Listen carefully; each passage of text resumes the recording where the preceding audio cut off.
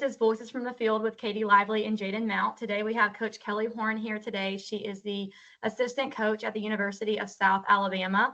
They're located in Mobile, Alabama, and they're Division I, and they compete in the Sun Belt Conference. So, Coach Horne, thank you so much for being with us today. If you could just start off giving us your background, give us about your experience as a player and now as a coach. Yeah, absolutely. First of all, thanks for having me. I really appreciate it. My background, I'm originally from Tallahassee, Florida. So I'm a Florida girl, and then went and played 6 years at Troy University. I was one of those crazy people that tore my ACL my freshman year. So I had to medically redshirt, then had my COVID year. So I just loved being in college, I guess. Loved playing college softball. So played 6 years at Troy University, and then graduated in 2023 with my master's, and then came to South Alabama, was in the player development role last year, and then switched over to the assistant role in June. So I'm a Florida girl, but I guess Alabama kind of has stolen me a little bit because I've been here going on, this will be year 8 in Alabama. Awesome. We'd love to have you in Alabama. Yeah. Awesome. All right, kind of going into some questions for you. What are some key qualities that you believe lead to success as a college softball player? Yeah, I mean, I think there's a lot, honestly, when you come and you play college softball, you're the best of the best. And then especially at the Division I level, like, we don't just have really quality softball players, we have really quality people. But two that I really want to touch on is, first of all, you got to have a passion for the game. When you get to our level, I'll be honest, it's a job. We ask you to do a lot of things. Right now we're in 8 hours with our girls, and that is 4 hours of softball with us, and then 4 hours of strengthening and conditioning, plus all of our meetings, all of the classes, and then they got to figure out how to have a social life, because that's how the balance, and that's how they're going to be best. So, and then we'll flip into 20 hours in just a few weeks. So that is 20 hours of softball on top of everything else we're asking you to do. So you got to have a passion for softball to be truly successful at the Division I level. You guys know that. You played at a very high level. So I think, first of all, just having a passion for the game. And then second of all, you got to be selfless. Like, we play a team sport, and it's not about you. And everybody thinks it's about them. And then you get here, and you're like, it's not about you. Those kids that really, really get it, that I've been around when I played, and then when I've been around when I coached, they were some of the most selfless people I've ever met. So I think it's just realizing, like, you're always a part of something bigger than yourself. So you got to realize that to go out and be successful. And then you get up to the plate and you're like, okay, I got 24 girls on my side, and I just got to face this one pitcher. And it makes things a lot easier when you take it that way. Yeah, no, I love that. That's something that I feel like I had to learn later on in my career. And that's something that, gosh, I wish that kids knew more, is it's not about you in the best way. I think that people take that and like, what do you mean? But it's in the best way. Because like you said, you get up to the plate, bases loaded, you got nobody out, but you got to score that run. Okay, it's not about me. If I don't get it done, I have 20 more people in the dugout that can get it done for me. So yeah, I mean, it's a pressure thing, right? Like, we put all the pressure. I want to be the guy. I want to be the girl. Like, it's not about you. Yeah. You have 24 other people that are right behind you, and like, okay, go make it a war to face the one person on the center of the field. Okay. And she has to throw it across the plate 3 times. Like, are you kidding? Like, the odds are in your favor. That's what people don't get. Yeah, absolutely. Yeah. I like that perspective. Yes. So you guys go and recruit at a ton of tournaments this summer and in the fall. There's so much talent at this level right now. It just keeps getting better with every class. And so you go out to Scenic City, you go out to PGF at these big tournaments with that, like, hundreds of teams. What makes a player stand out in a field crowded with so much talent? Yeah, well, first of all, I do want to touch for all the young girls that are going to watch this, like, y'all just keep getting better and better and better. So props to you guys. Like, you make our life really easy and really hard at the same time, because you guys are just excelling so much. And then you get a profile sheet and the kid's got a 4.0 and a 26 on the ACT, and you're like, okay, let's go. So props to you guys, first of all, for making our life very easy and very hard as well. I think some stuff that really stands out, and I was actually talking to our recruiting coordinator earlier about this question, and one thing that we said is something that really stands out is when somebody's out there playing in a showcase, especially, or some of these high-level tournaments, and she's out there playing to not get a scholarship. She's out there Mhm. playing not for September 1st. She's out there playing because she loves the game. She Yeah. loves her teammates, and she is just getting after somebody. So, like, Yeah. one thing that just always stands out, I'm like, that kid is playing the game because she loves to play the game. Like, and Yeah. she's there, like, she's not out there for a scholarship because that scholarship is, you sign that, you sign on National Signing Day, and that's when the job just starts. So, I mean, Yeah, right. if you're always playing for a scholarship, then you're going to get into a lot of comparison. Yeah. And I mean, that is going to not take you very far, right? So, I definitely just playing for the love of the game and just bringing that energy. And then something that you probably can control, because that's mentally, like, not many kids play like that. So second of all, something that's really, really easy that I would encourage all kids to do is hustle on and off the field. It's Yeah. so easy, and everybody's like, I do that. I promise you don't do it.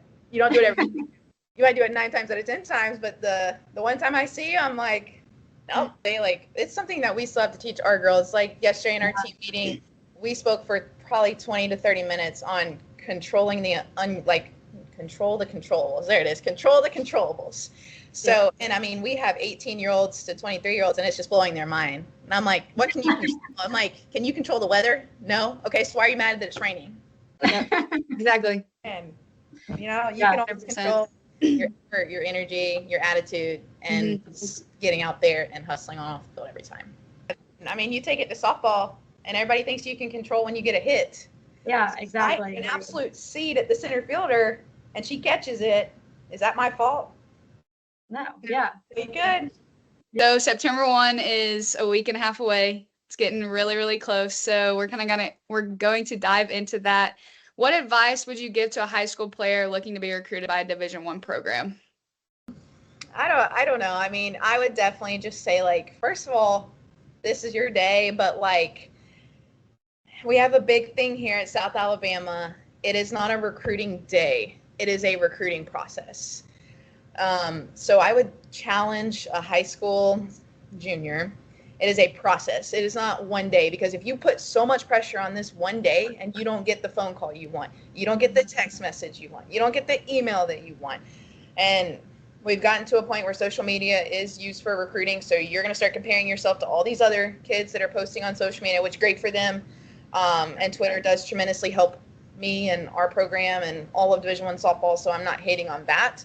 I'm just saying that you got to take it day by day. Like, it is a process, and you got to make sure that this is going to be hopefully a decision that takes you for 4 years. And that's where we're getting caught a little bit, is we're making this decision too quick. And then that's why you've seen the transfer portal just skyrocket, because we're not taking care of stuff on the front end. So take it as a recruiting process. If you don't get that text or call that you want to on September 1st, like, that does not mean that your journey is over. We have kids coming to us that we did not call on September 1st or email. So it is a process for us, and it is definitely a process for the athletes as well. So, and then second of all, like, you've worked your butt off, like, enjoy it. Like, it is all about you, baby. Like, enjoy it, take your visits, like, you deserve it. It's about you, but also recruiting is a two-way street. Treat us with as much respect as possible. I promise South Alabama will treat you with as much respect as possible. I can't speak for any other programs, but it's a process, and it's a two-way street, and you got to make sure that street is going both ways. But I feel like people forget that when you get that scholarship, like, it's not just like, that's not the end. Like, this is a decision that, like you said, is hopefully for 4, 5, maybe 6 years. Like, it's not just a thing, okay, I committed, I posted on Twitter, I told all my friends, and then, like, I'm done. Like, I think people forget about that. And, like, I think when people put it in that light, like, it makes sense that it's a process. My college coach told me the 2 most important decisions in your life are who you marry and where you go to college. So, like, you're not going to marry someone in one day. So, if you're gonna go to college, like, it's a process. Like, take your time, find the right fit. Like, if you get injured and you have a career-ending injury, like, are you gonna be happy at that school? So, I think just finding the right fit and just taking your time, soak everything in, learning. Just that's how you need to go through that process, because I feel like we all 3 did that, and we found our fit. We obviously stayed at the same school for all of our years in college, so I think that's really cool too. Yeah. Yeah. And I know for me, like, I didn't have a September 1st, like, we were the early recruiting stage. So I definitely don't want to put any hate on anybody that does come out September 1st or that is disappointed, because I'm trying to think back to my young self, and I would probably put a lot of pressure on this day Absolutely. too. Oh, absolutely. Whoever didn't call me, I'd probably be crying to mom and dad, being like, I'm the first softball player ever. So we get it, we understand it, we hear you, but just trust that this is a process, and the right school, it will work out, I promise. Right. Yep. Yeah. 100%. So speaking of the right school, talking about the questions you want to ask yourself when you're going on your visits, we want to give this floor to you, Coach Horne. Why should anyone be interested or show any interest or think about considering South Alabama? I could turn it back on you and say, why not South Alabama?